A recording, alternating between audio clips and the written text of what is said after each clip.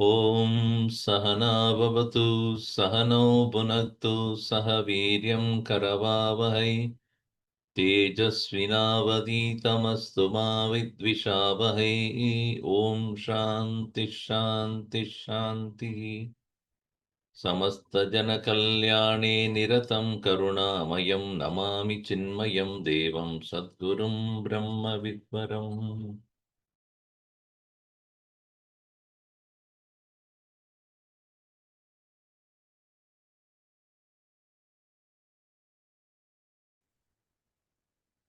First is Bhajagovindam, verse 17. Kurute Ganga Sagar Gamanam Brata Paripalanam Atava Jnana Vihinaha Sarvamadena Bhajatina Muktim Janmashatena. Okay, this verse highlights the importance of first-hand experience of truth as the only way to liberation. What attitude will help one visiting sacred places, observing vows, and one who may do seva at various levels and capacities, attend classes on Vedanta? How does this lead to ultimate goal of having the first-hand experience of truth?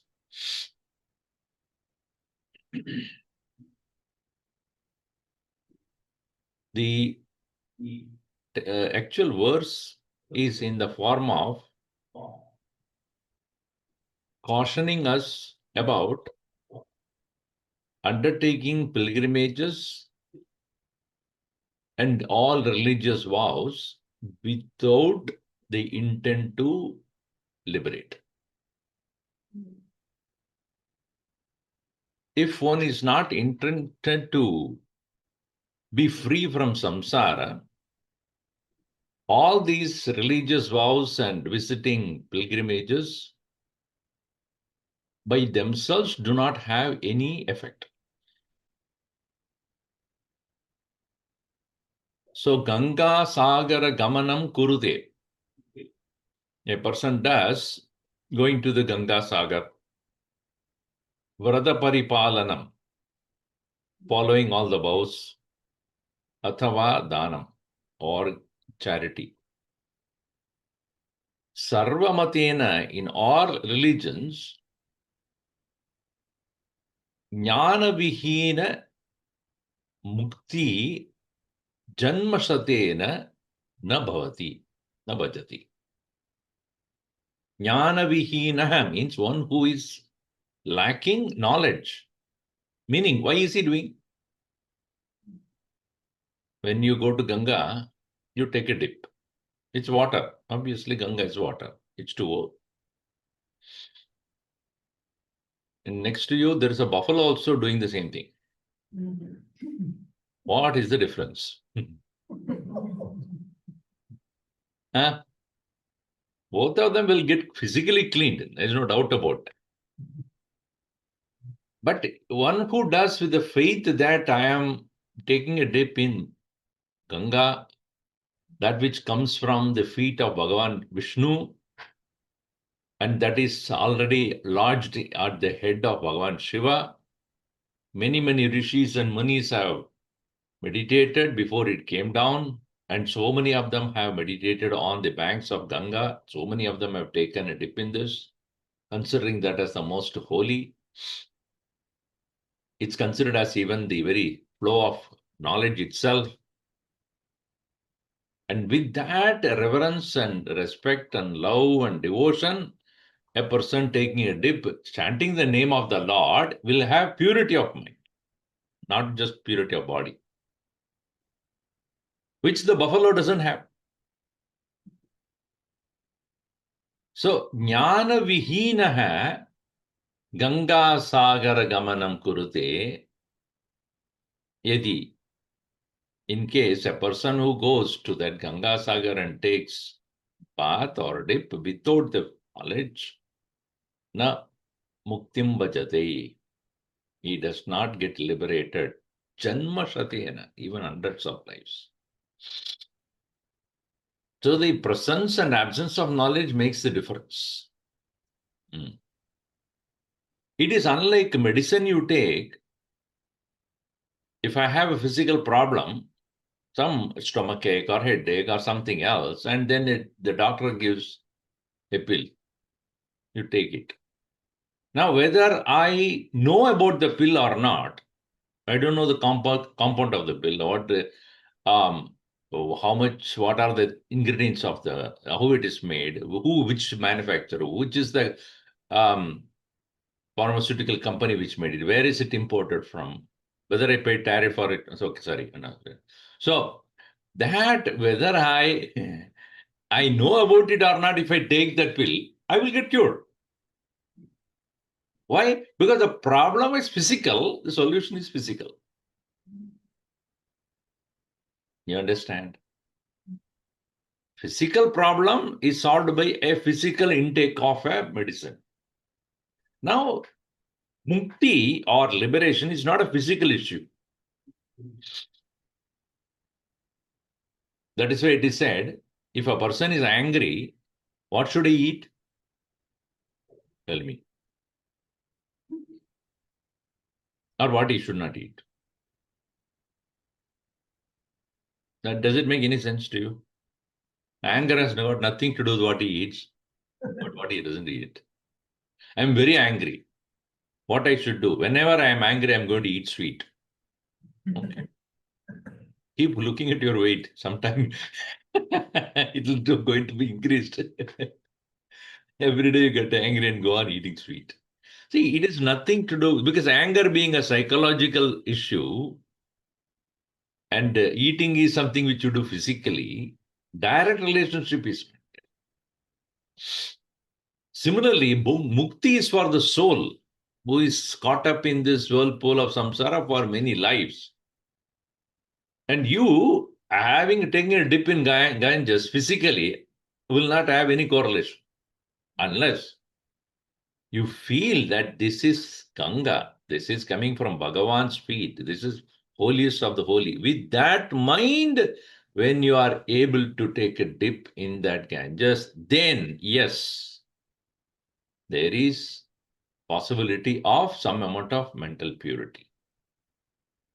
In the same way, having many different versions of Bhagavad Gita commentaries with you does not by itself liberate you unless you open and read. And read and understand and follow. Then only, obviously, there is some effect on you. So, jnana vihinaha na bhajate muktim bhajati janmashati. ज्ञान के बिना मुक्ति नहीं मिलेगा, मुक्ति नहीं मिलेगी. If you want to put them being feminine in Sanskrit, I don't know about the. So moksha jnanat eva the kaivalyam, it is said. Now one may say, oh, I'm bhakta of the Lord, will I get moksha? Yes. If you are a true devotee of the Lord will make sure that you are liberated by giving you knowledge. So Bhagavan Krishna says in Gita also, Tesham satadayuktanam bhajatam pridipurvakam dadami buddhi yogam tam yenamam upayantite. To those devotees who are continuously remembering me, I will give them the knowledge. They don't need to read a book. But Even he also said, Buddhiyogam dadami, Jnana yogam dadami. Tena upayante. With that knowledge, they will release themselves. So the intent of this sloka is, whatever be the pilgrimage you do, fasting and eating, not eating, whatever you do, vrata paripalanam athava danam karoti, yadyapi jnanam vina moksha na sambatyade. It's not possible. So, and people do the fasting. Yes, it will definitely, diet is very good for you, but not mukti. Physically, you will get some amount of physical, uh, help will be there. Health will be better if you do the fasting very often. That will take care of your digestion problem. But liberation is not going to happen. So, what attitude will help on visiting sacred places, observing vratams, etc.? Please do that with an intent to gain mental purity, and only in a pure mind, gained knowledge will remain. Otherwise, knowledge that is taught or read from the scriptures, etc., will not be staying there for too long. Shrutam me gopaya, it is said in Upanishad. May whatever is learned be protected. Madhumanishye, madhujanishye, madhuvakshami, madhuvadishyami, madhumadim. देवेभ्योवाचमुद्यासकं शुश्रूषेण्यां मनुष्येभ्यस्तं मा देवा अवन्तु शोभायै पितरोनुमदन्तु. There it is very clearly says, Shrutam me gopaya, may my learning be protected. Meaning, let it not be made impure by my absence of faith, lack of faith, and lack of reverence to that knowledge. So, holy places are the places where you get reminded about your higher goal. So, whenever seva you do, whichever place you are doing seva or attending classes, etc., the goal must be very clear. Let me get as quickly as possible released from the hold of attachments and joys and sorrows, regrets and failures in the world that are very common. May I not be suffering all these things. Let me find myself free from all that. They will be there, but I will be free. You cannot avoid those things in this world, but you cannot be affected by that. You cannot avoid birth and death and pain and sorrow and joy, etc. in the world, but you will become immune to that. Not that you become indifferent to that. You will see that, but you will not be that much affected by those happenings. That would be the slowly, that will be the way one will slowly recognize that there is a choice available to me to be free of all this. Not running away, but rising above.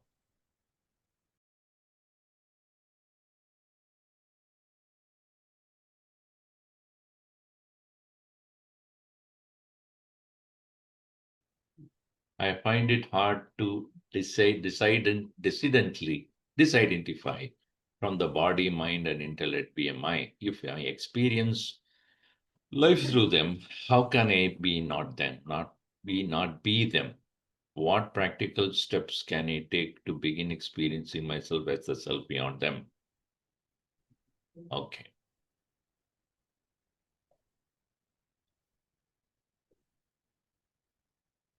When you study Vedanta, you come to realize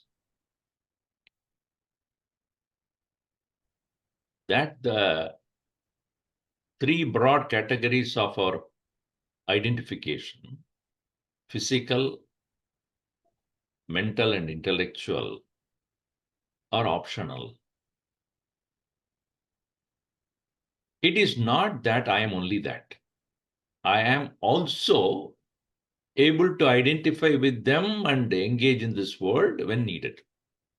I have a choice not to be them.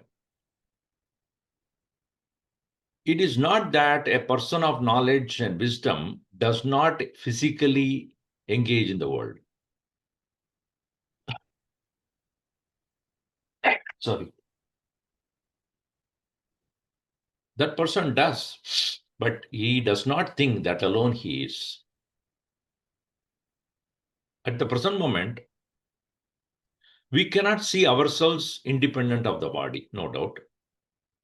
We cannot see ourselves independent of the mind and thoughts and emotions, feelings. We cannot see ourselves independent of our ideas and opinions and perceptions and decisions.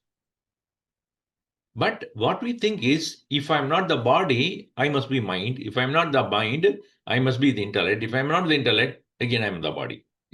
Only within these three we operate. We do not think that there is a choice.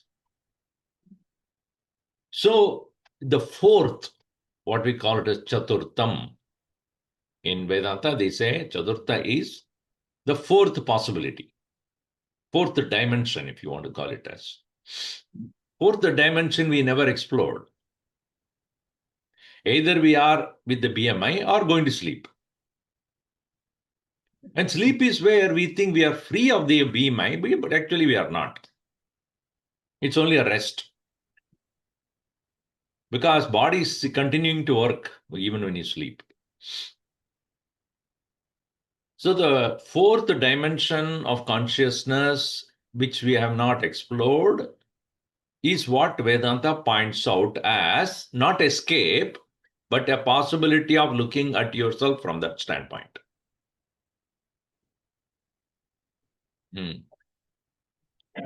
Now, if I ask you this question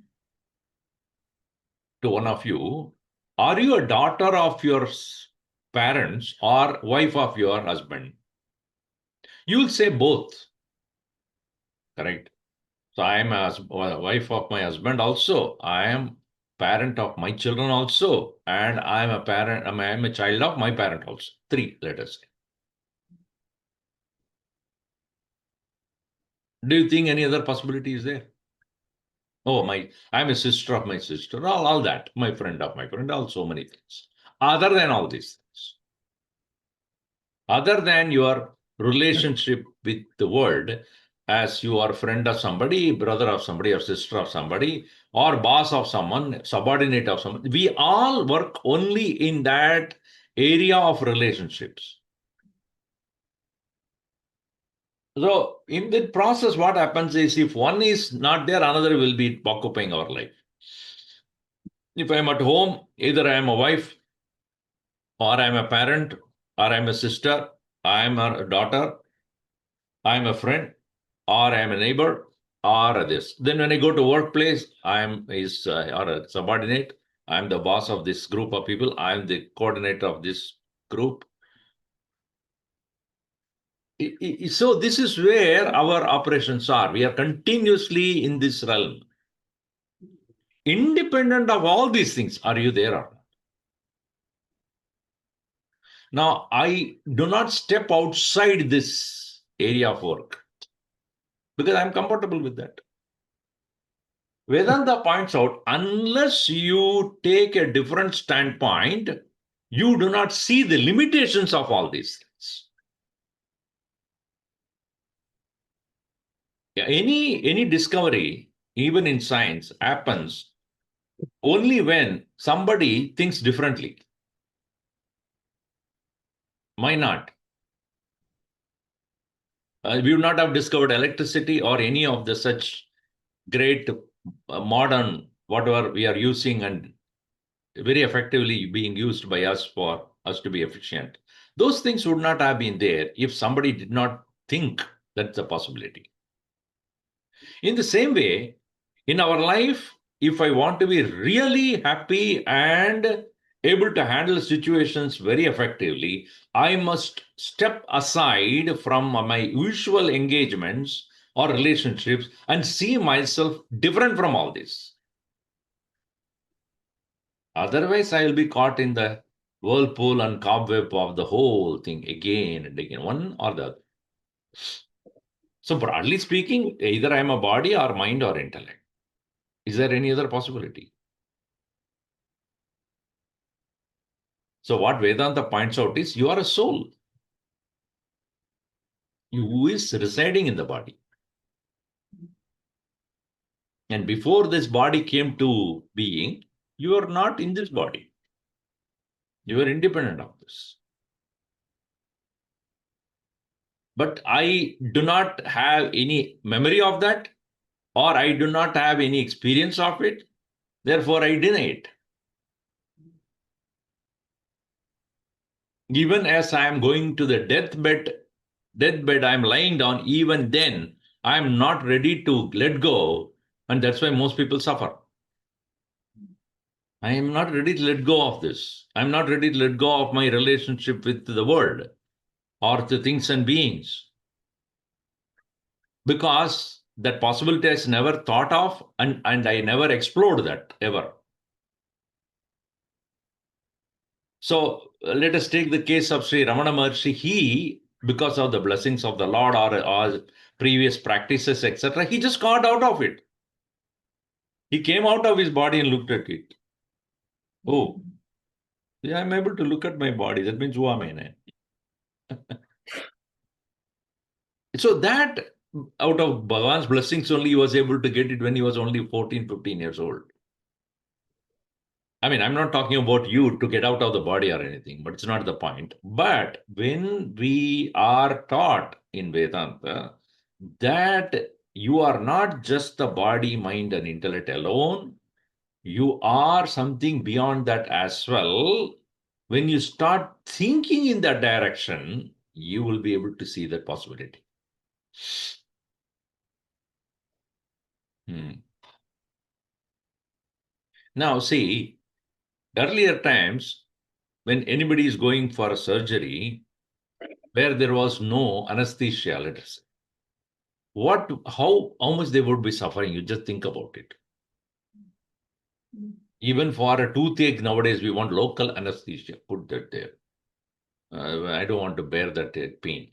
If that was not there, even but think about it. If it is not there, will you go to the dentist at all for removing your teeth?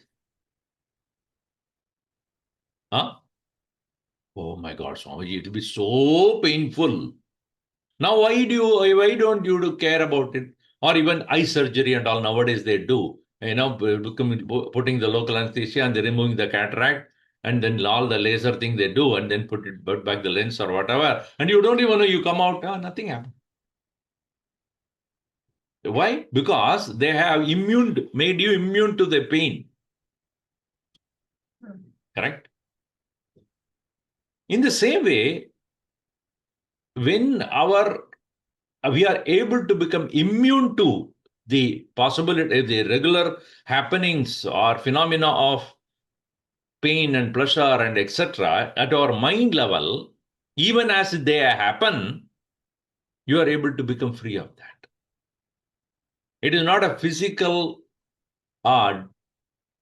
detachment from those things, but mentally detached from they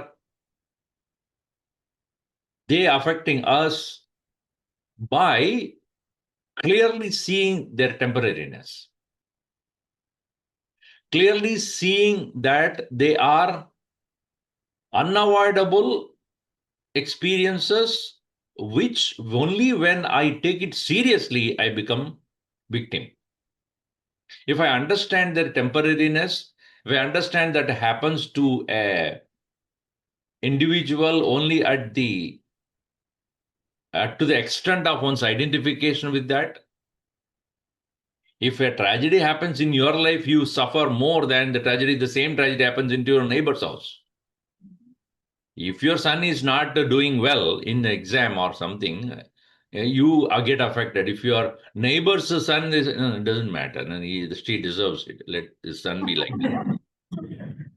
how are you able to immediately detach from that situation? Because it's not you, it's not yours.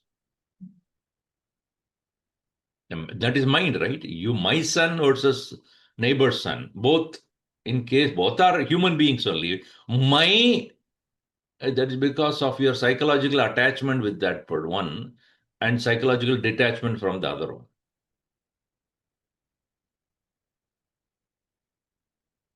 So the ability to detach in the mind and look at it objectively happens in the mind, and because of which the suffering is less. So in the same way, from the level of the body and the mind and the intellect, one is able to become immune to the unavoidable happenings at these three levels with the help of looking oneself from a fourth dimension, which is different from all the three. At the same time, it's present in all the three. That is the nature of the soul. So one has to, first of all, faithfully take that and see how one can put into practice. It's not mere intellectual conviction, but it has to be made to be a part of our life. So, what are the steps for that? The first step is step out. Once in a while, every day, you step out. Few minutes, if possible, maybe 20, 30 minutes every day. Maintain your your being as a soul and not husband, wife, brother, sister, parent, this and that. Just look at yourself as a soul. I am a soul. I am in this body living as a soul. I am in this mind experiencing thoughts. I am in this intellect experiencing thoughts, opinion, ideas, but not them. They are experienced by me, seen by me, perceived by me, known to me, but I am not them. They are in me, I am not in me. Bhagavan or Gurudev again and again would say, this is very important. In 9th chapter, Bhagavan Krishna says that, Mayite teshu na aham. Mayite, in me they are, na teshu aham. I am not in them. They are in me.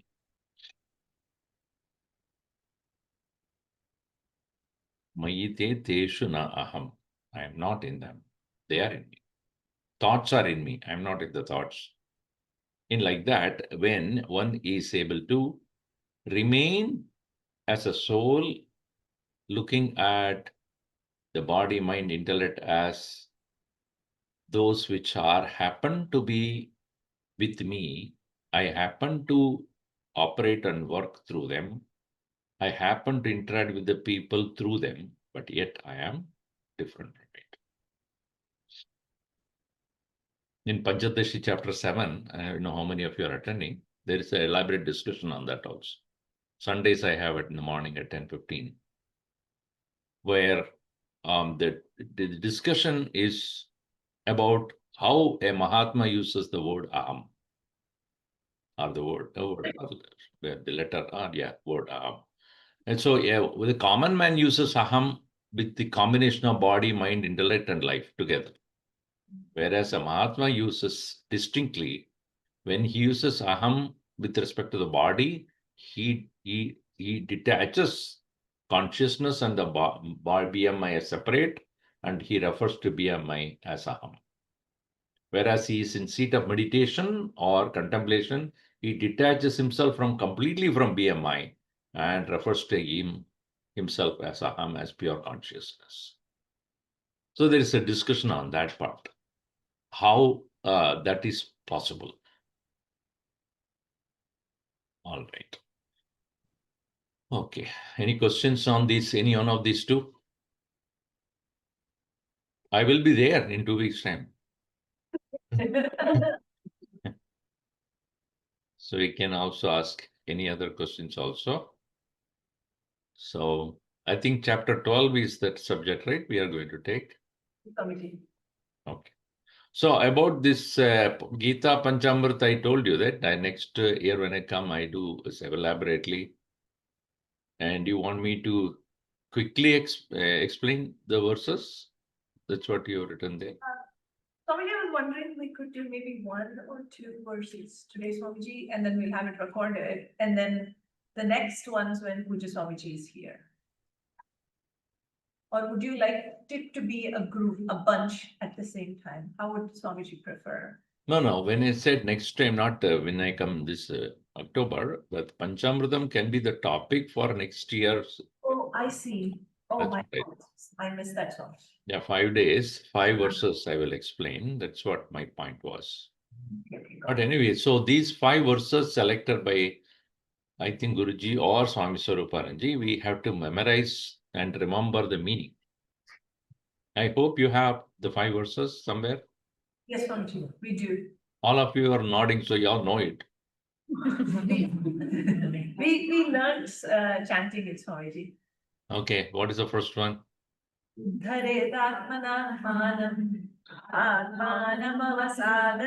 wait. The second row will chant.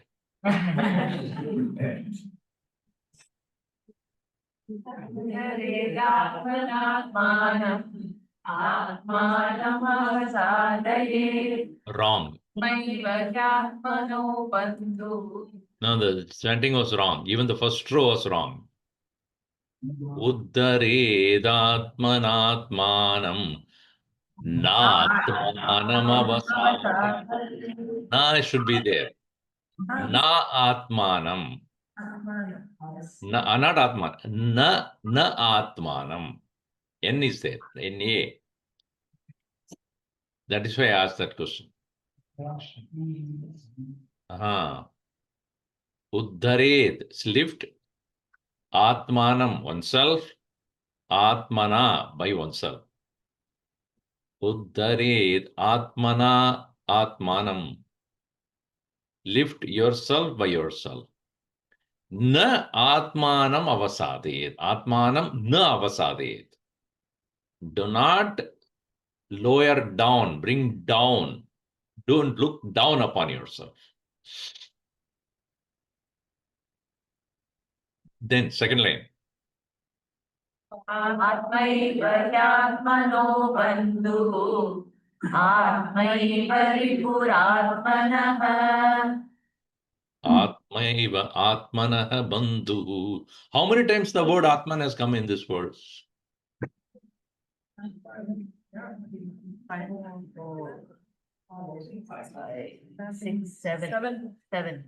7 times. Good. Are there 7 Atmas here? The word Atma is used both for the self as well as for the mind. So in the first line, Atmana Atmanam Uddharet. Lift your own mind by your own mind. Both are mind only there. Na Atmanam Avasadayet. Again, do not look down upon your own mind. Second line, Atmaiva Atmanaha Bandhuhu. Your own mind is the friend to yourself. Your own self. There the self has come. Then your own mind is the enemy of the self as well. So there the Atman is being used both for the mind and the self.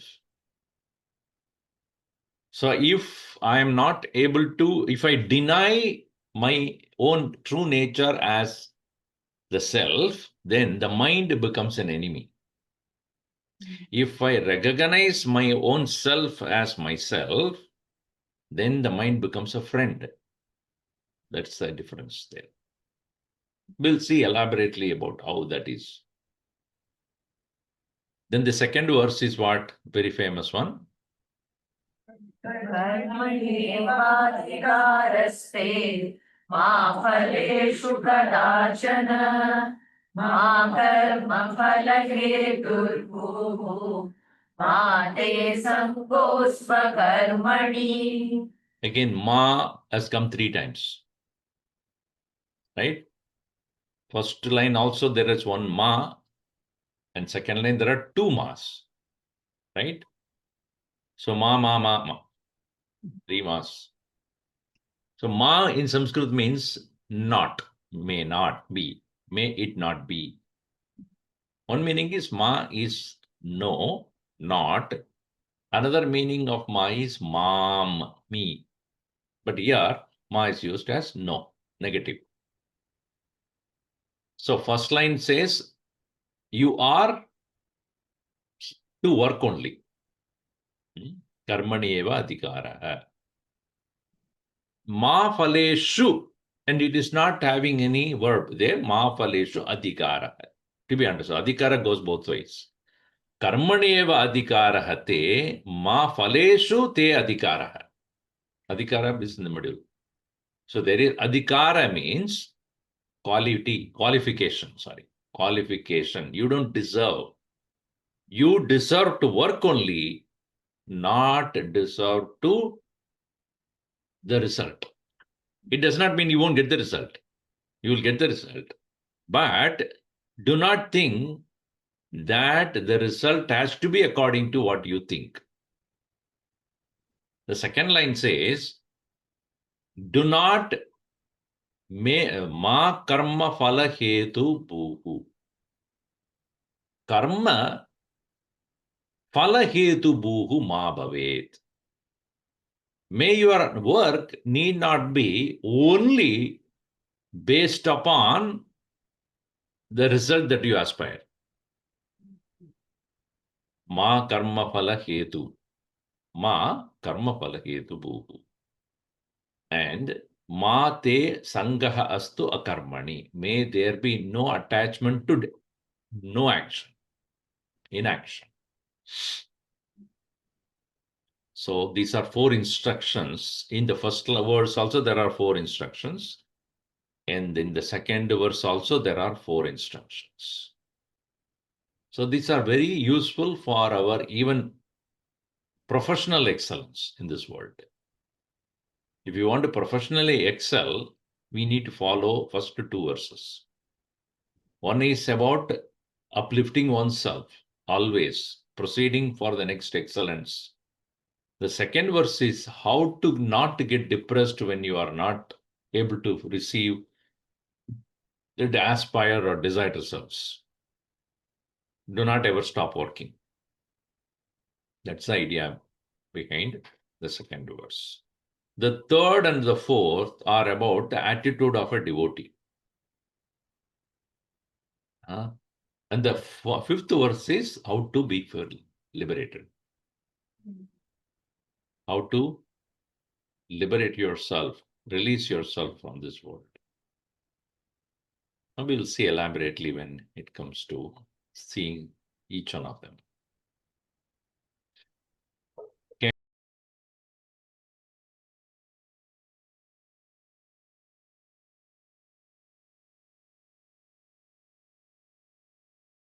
Swamiji, not from the... You are the regular questioner. Prashna Kumar. Your name is Prashna Kumar. Swamiji, can you touch base on the Vivarta and Satkaryavada? What is it? Vivarta and Satkaryavada. So Vivartavada and Satkaryavada. Satkaryavad. So Swamiji, my confusion comes from like when we read Talpaboda, right? Tattva. No, it's not Satkaravad. It is called Arambavad. So there are 3 vadas. I'd never heard about Satkaravada. There are only 3 vadas that we discussed about: Vivarta, Aramba, and Parinam. So others may not know. Anybody else has similar question? Otherwise, they will be totally lost when I'm explaining. Do you all know what he's talking about?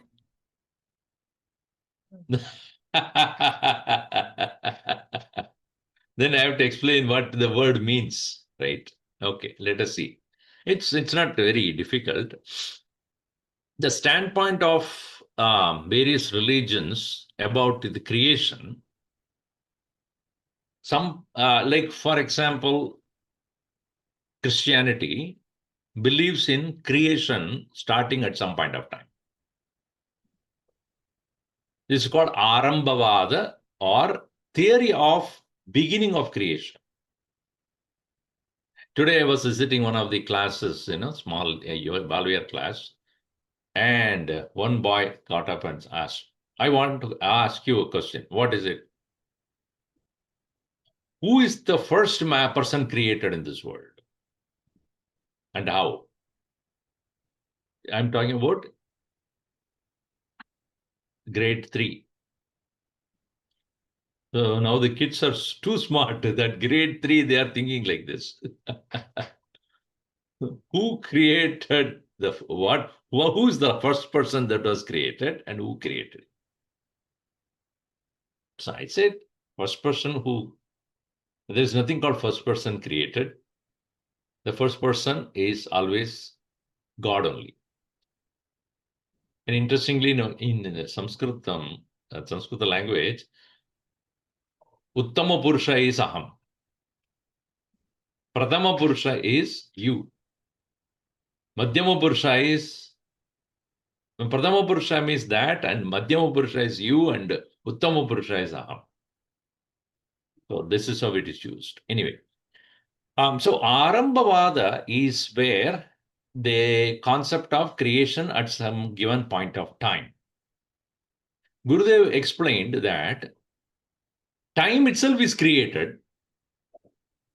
It's relative. How can there be a beginning of time? So if you say from this time onwards the time began, what was that before? How will you calculate? Can you ever calculate time without time? Can you start anything, this is the starting of time, how will you even point out that without even the concept of time? Anyway, so Arambha is, so many of the Semitic religious concepts are not philosophically advanced. It's more religious. God therefore said that let there be creation. Creation was made there. Why? Don't ask. When? Don't ask. How? Don't ask. And so you should not ask. Whereas in the Sanatana Dharmins or the rishis who sat down to think about it, they never accepted that kind of commandments. They questioned it. So Arambhavada presupposes something was there before it from where it began. Because scientifically looking at it, no effect can come without a cause. And the primary cause cannot be caused. Right? Primary cause, because if you saw that cause also was caused, it's endless. It'll become infinite regress. Anavastha dosha in Sanskrit is called anavastha dosha. There is no end to this argument thereafter. So this is called anavastha dosha. Okay. So Arambhavada presupposes existence of things before. From or otherwise you have to accept from nothing it came. So by scientific reasoning also, again, when you go back, from nothing, something cannot come. From zero, nothing can come. So from absence, there cannot be a presence. Illogical it is. So Arambhavada is its own flaws. It is not going to stand scrutiny. The next one which is discussed is Parinamavada. Parinama means transformation from one condition to another, which science tries to explain, saying that the atomic principles have transformed themselves into solid materials. From Anu, it became a matter, a solid matter. Condensification of the various atom particles appear to have a physical form, in other words. Now, again, the question is that how those atom particles and what volition they have to become a physical forms, how they transform. And therefore, if you say so, if that is a transformation that took place made to this world, the transformation should be continuing to make it again, it will go undergo further changes. If the transformation has happened, it will continue to happen. When does it stop? So parinama presupposes again the precondition of or nature of change all the time, which is acceptable. But then what initiated the first change to become the world? And who did that? So you have to bring in a non-personal element to this point, which caused this whole thing to happen. Which means the world is independent of one who created it or one who made it happen. This is the precept, or this is the way the Semitic religious concepts explain about creation and the creator. Whereas Vedanta points out, and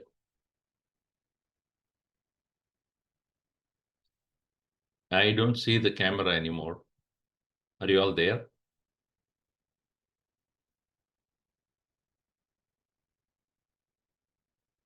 Hello?